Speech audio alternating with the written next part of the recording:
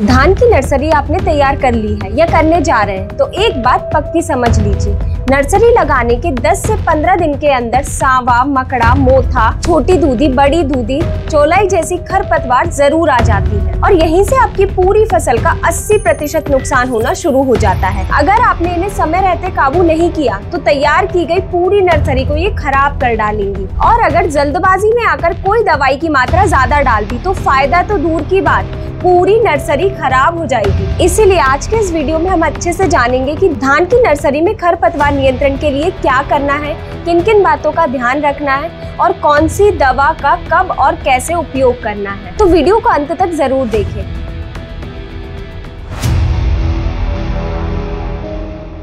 नमस्कार किसान भाइयों, स्वागत है आपका कात्यायनी ऑर्गेनिक्स के यूट्यूब चैनल में। वीडियो को शुरू करने से पहले अगर आपने अभी तक चैनल को सब्सक्राइब नहीं किया है तो कर लीजिए। किसान भाइयों, धान की नर्सरी में खरपतवार को रोकने के लिए हमें सबसे पहले ये जानना जरूरी है कि नर्सरी में कौन सी खरपतवार आ रही है, क्योंकि जिस प्रकार की खरपतवार अपनी नर्सरी में आ रही है उसके हिसाब से हमें खरपतवार का नियंत्रण करना पड़ेगा। तो किसान भाइयों, धान की नर्सरी में सकड़ी पत्ती वाली खरपतवार की बात करें तो सावा, मकड़ा, मोथा, दूब घास सबसे ज्यादा आती है और इनमें से ये मकड़ा और मोथा तो सबसे जिद्दी घासें होती हैं जिन्हें कंट्रोल करना बहुत ही मुश्किल है। वहीं अगर चौड़ी पत्ती वाली खरपतवार की बात करें तो पत्थर चटा, छोटी दूधी, बड़ी दूधी, चौलाई जैसी खरपतवार सबसे ज्यादा धान की नर्सरी में आती है। किसान भाइयों, होता क्या है, नर्सरी में खरपतवार आने की वजह से जो भी हम खाद और पोषक तत्व नर्सरी में पौध को देते हैं वो सब ये खरपतवार भी ले लेता है। इस वजह से जो भी धान की पौध रहती है वो अच्छे से बढ़ नहीं पाती है। और दूसरा सबसे बड़ा नुकसान ये होता है कि अगर ये नर्सरी में ही हमने ये खरपतवार को कंट्रोल नहीं किया तो रोपाई के वक्त जब हम धान को खेत में लगाते हैं तो ये खरपतवार धान की पौध के साथ वो खेत में भी पहुंच जाता है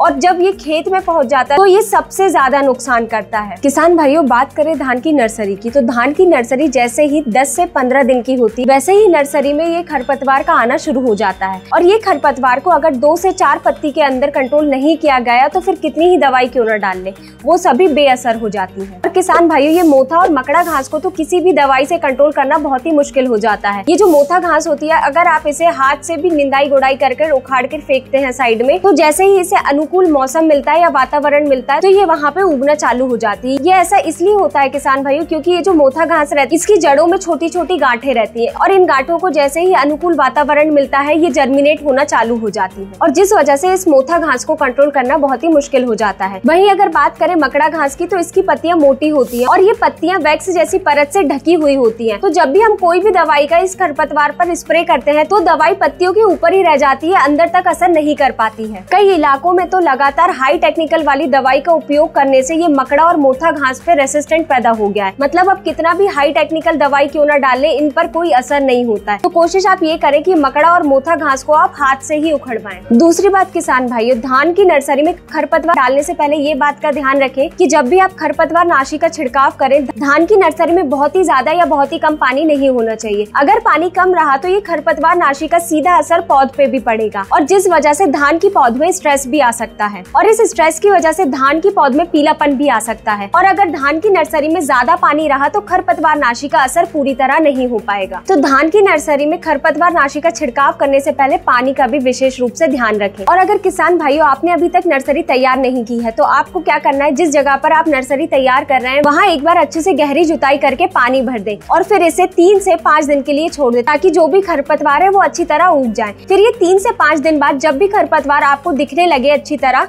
तो आप एक बार पडलिंग कर दें। तो ये पडलिंग करने से किसान भाइयों क्या होगा कि ये जो भी खरपतवार है मिट्टी में दबकर सड़ जाएंगे और मर जाएंगी। फिर ये पडलिंग करने के बाद आप इस जगह पर नर्सरी तैयार करें। तो किसान भाइयों, अब बात करते हैं हमें धान की नर्सरी में कौन सी खरपतवार नाशी का उपयोग करना है।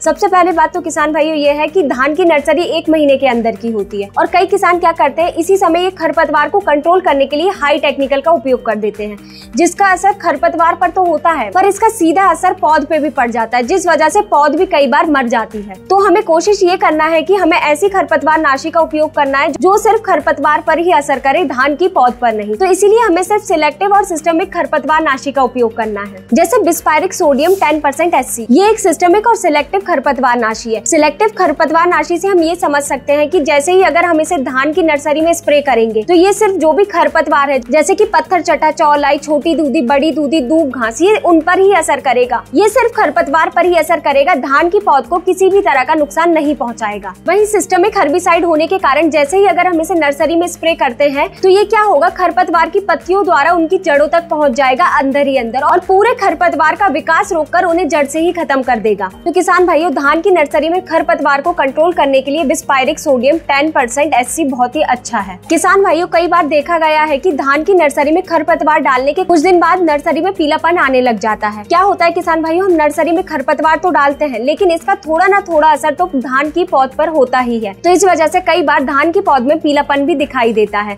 और कई बार ऐसा होता है कि पोषक तत्वों की कमी की वजह से भी ये पीलापन आता है। तो आपको क्या करना है, चिलेटेड जिंक का 1 ग्राम प्रति 1 लीटर के हिसाब से उपयोग करना है। इससे क्या होता है कि ये जो भी धान की फसल में पीलापन आता है ये उसे कंट्रोल करता है और पौधे की ग्रोथ में भी मदद करता है। साथ ही आपको मिक्स माइक्रोन्यूट्रिएंट का भी 1 ग्राम प्रति 1 लीटर पानी के हिसाब से उपयोग करना है। किसान भाइयों, ये मिक्स माइक्रोन्यूट्रिएंट क्या करता है, जो भी पोषक तत्वों की कमी की वजह से पीलापन आता है उसे कंट्रोल करता है, क्योंकि मिक्स माइक्रोन्यूट्रिएंट के अंदर zinc, iron, manganese, copper, boron, molybdenum होता है जो शुरू से ही पौधे की जड़ वृद्धि और विकास में मदद करते हैं और पौधे में आने वाले शुरुआती स्ट्रेस को भी कम करते हैं। आखिरी एक और बात आपको किसान भाइयों ये ध्यान रखनी कि जब भी आप खरपतवार नाशी का स्प्रे करते हैं तो आपको कट नोजल या फिर जिसे फ्लैट फैन नोजल बोलते हैं उसका ही उपयोग करना है। इससे क्या होगा कि आप जो कट नोजल द्वारा दवाई का स्प्रे करते हैं वो सीधे खरपतवार की जड़ तक जाएगी, जिससे सभी खरपतवार बहुत ही प्रभावी रूप से कंट्रोल हो पाएंगी।